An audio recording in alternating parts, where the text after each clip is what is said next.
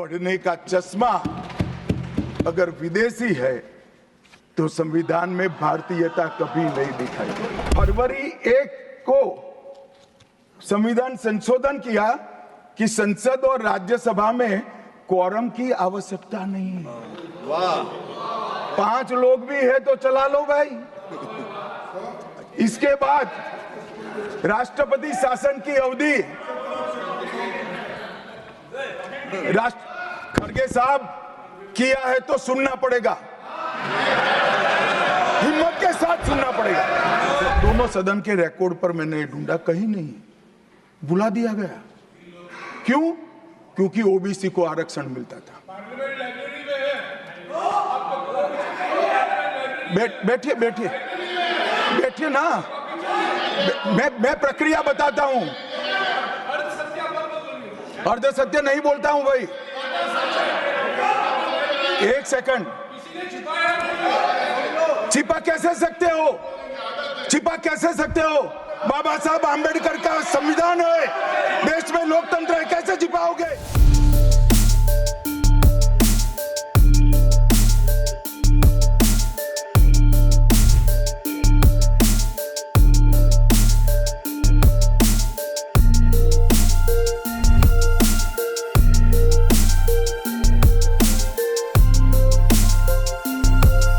संशोधन हुआ 18 जून 1951 में। संविधान सभा ने ही ये संशोधन करना पड़ा, क्योंकि संविधान बनाने के बाद, संविधान स्वीकारने के बाद आम चुनाव में जाने तक का भी धैर्य कांग्रेस पार्टी में नहीं था। अभी लोकसभा नहीं बनी थी, अभी राज्यसभा नहीं बनी थी, और संशोधन लेकर आए। अब उसका उद्देश्य क्या था? 19A जोड़ा गया। 19A जोड़ा गया, वो किस लिए जोड़ा गया?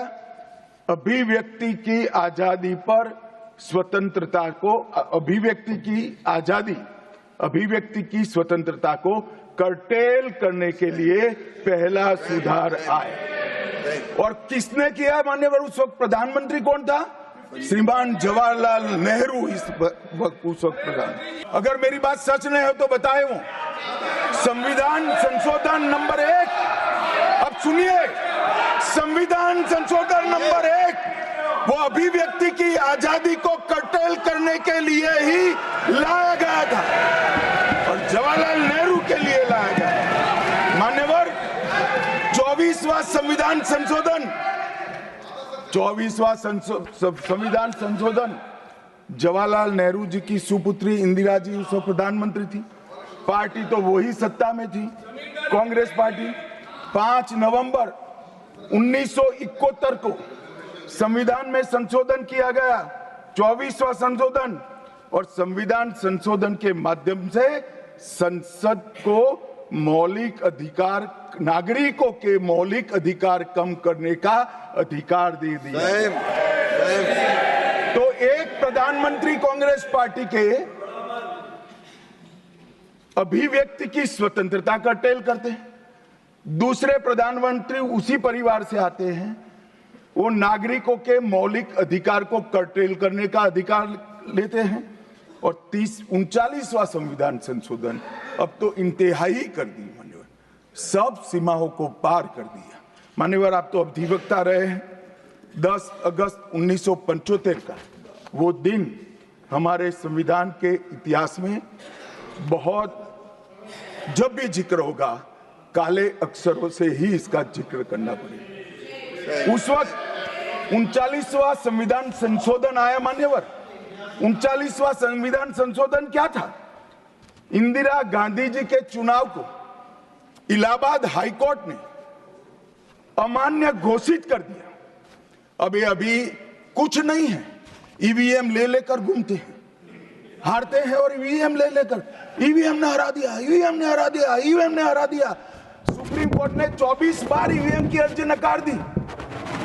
चुनाव आयोग ने 3 दिन ईवीएम 10 से 5 बजे तक रखा कि भाई कोई हैक कर बताए। कोई नहीं गया, सुप्रीम कोर्ट में कोई नहीं गया, और हारते हैं तो ईवीएम का दोष निकालते। मान्यवर, एक ही समय, एक ही दिन 2 परिणाम घोषित, एक महाराष्ट्र में सुपड़ा साफ हो गया, जो जनादेश के साथ द्रोह किया था इसका दंड महाराष्ट्र की जनता ने दिया और दूरबीन लेकर दिखाई नहीं पड़ते, और उसी दिन वो झारखंड में जीते। तो महाराष्ट्र में ईवीएम खराब है और झारखंड में टप से जाकर नए कपड़े पहनकर शपथ ले ली। अरे भाई जरा तो शर्म करो, जनता देख रही है। एक जगह ईवीएम सही है, एक जगह ईवीएम खराब है। मान्यवर ऐसा कैसे हो सकता है? और मान्यवर यहां पर इलाहाबाद हाईकोर्ट ने इंदिरा गांधी जी के चुनाव को निरस्त कर दिया, अमान्य किया, और उन्होंने संशोधन से प्रधानमंत्री पद की न्यायिक जांच पर भी प्रतिबंध लगा दिया। आपको जो करना है वो करो, कोई न्यायिक जांच नहीं है।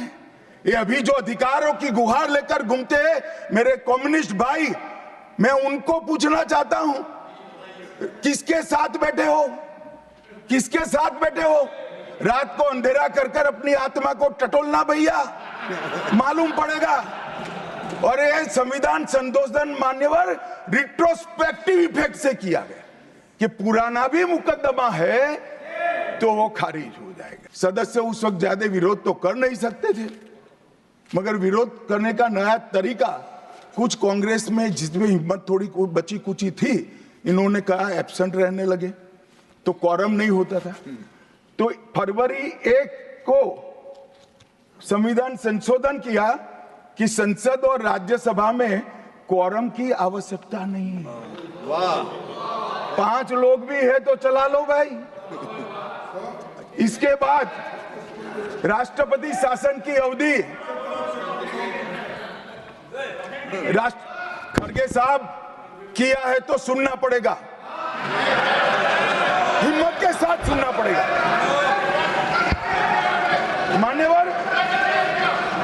मान्यवर राष्ट्रपति शासन की अवधि,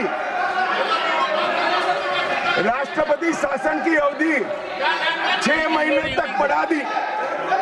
मान्यवर ये 4 संशोधन, मैं समझ रहा हूं क्यों गुस्सा आ रहा है, मैं समझ रहा हूं क्यों गुस्सा आ रहा है। मान्यवर Sir, he is not yielding. Honorable Home Minister is not yielding. Are you yielding, sir? मान्यवर मैं आपको एड्रेस करूंगा।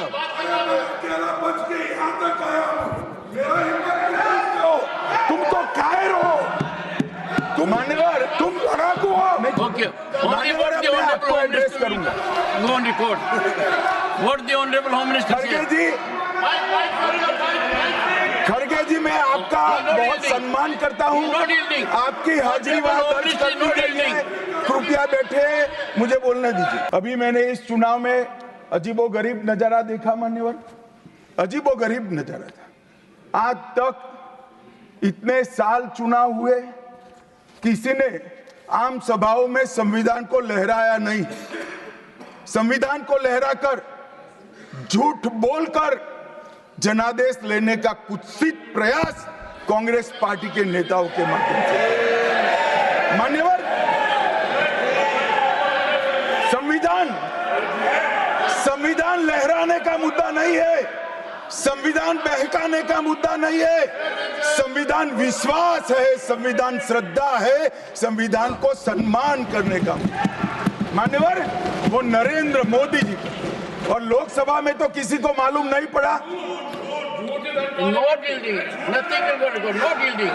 No, he is not yielding. मान्यवर लोकसभा में तो किसी को मालूम नहीं पड़ा, लोकसभा में तो किसी को मालूम नहीं पड़ा। जागरूकता थी।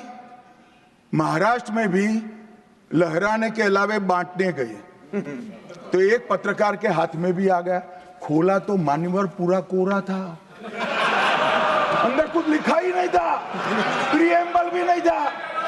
मान्यवर इतना बड़ा छल, आपकी बात नहीं कर रहा मैं, ये तो पकड़े जाने के बाद तो सब लोग सुधर जाते हैं। उस वक्त के सदस्य सेठ गोविंदास ने दरखास्त किया कि देश का नाम भारत रखना चाहिए। उस वक्त जवाहरलाल नेहरू ने कहा कि पीछे और पीछे देखने की जरूरत नहीं है, भविष्य की ओर देखिए। और मान्यवर, देश के नाम के अंदर इंडिया भी रहा, भारत भी रहा। खैर, मैं इस पर टिप्पणी करना नहीं चाहता, परंतु नजरिए का सवाल है।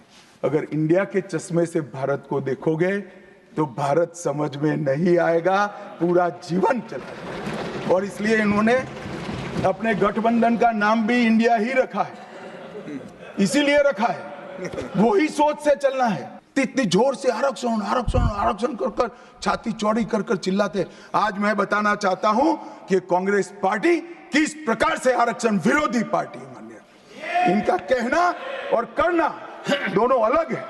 मान्यवर, आरक्षण के लिए नेहरू जी के उद्गार अंत में मैं बताऊंगा, परंतु ओबीसी को आरक्षण देने के लिए 1955 में काका साहेब कालेलकर कमीशन बना।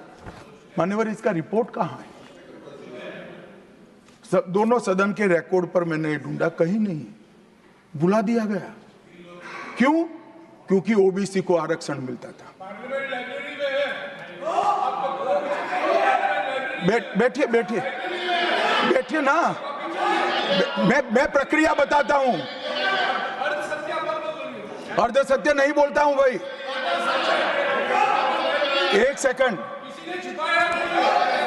छिपा कैसे सकते हो?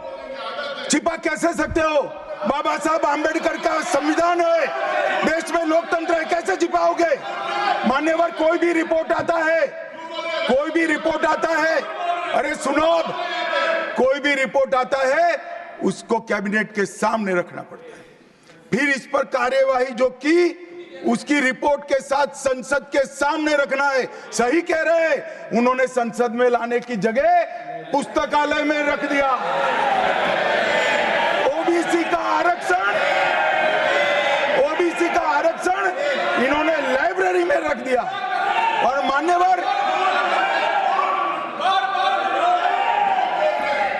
मान्यवर, अगर काका साहेब कालेलकर कमीशन का रिपोर्ट स्वीकार कर लिए होते तो 1980 में मंडल कमीशन की रिपोर्ट की जरूरत ना पड़ती। दूसरा मामला 76 में एडीएम जबलपुर बनाम शिवकांत शुक्ला, ये बार बार दोहराना चाहिए। 140 करोड़ लोगों को रट हो जाना चाहिए, जिससे कोई हिम्मत ना कर सके इमरजेंसी डालने की। हर बच्चे को रटाना चाहिए कि तानाशाहों को क्या करना चाहिए। 1857 से लेकर 1947 तक के स्वतंत्र संग्राम में किसी भी व्यक्ति को एक जीवन में 2 आजीवन कारावास हुए हैं तो वो वीर सावरकर। मध्य दरिये में देश को आजादी दिलाने के लिए टॉयलेट तोड़कर दरिया में छलांग लगाने का साहस किसे में था तो वीर सावरकर। एक ही जेल में 2 भाई काला पानी की सजा काट रहे थे, 10 साल तक भाई एक दूसरे को देखे नहीं। ऐसा वीर परिवार पूरे देश में दूसरा नहीं। मान्यवर, आज सावरकर जी की एक उक्ति में यहां पर कहना चाहता हूं। उनका एक मराठी में वाक्य है, तुझ साठी मरण ते जनन, तुझ बिन जनन ते मरण। इसके आगे है, हे मातृभूमि तेरे लिए मरण मृत्यु ही जीवन है और तेरे बिना जीवन मेरे लिए मृत्यु से भी कठिन। ये देशभक्ति के वाक्य जिस व्यक्ति के मुंह से निकले, इसके लिए इस प्रकार की सदन में चर्चा करते हैं, सार्वजनिक रूप से बोलते हैं और गर्व महसूस करते हैं। क्या देशभक्ति कोई विचारधारा के साथ जुड़ी हो ही सकती है?